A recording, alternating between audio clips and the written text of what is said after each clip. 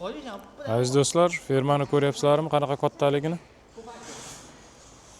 1200 boshli fermaga keldik. Shundan 450-500 tasi sog'im ekan. Biz молочный kompleksga keldik. Mana bunday qilib. Lekin bularning metodikasi, boyagi uslub, boqish uslubi sal boshqacha ekan.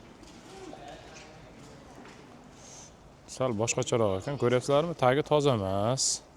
Bu birinchi xato. Endi xato ko'p ekan bu yerda. Hozir mana shunday yurar ekan bular. Pasi axlat ekan. Bunaqa sharoitda mollar ko'proq tuyoq kasaliga chalinadi va ko'proq nima desam ekan?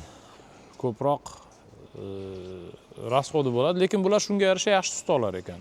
Eng kamida 40 litr ushlab olgan bular. Eng kamida 35 bo'lsa, o'rtacha 40 ta ushlab olgan ekan bular. Sut berishni ham to'la to'kis hali so'raganim yo'q. Lekin ferma juda ham zo'r. Fermani juda ham zo'r qilingan. Hali batafsil YouTube'da syomka qilib yana qo'yaman. Shunaqa aziz do'stlar.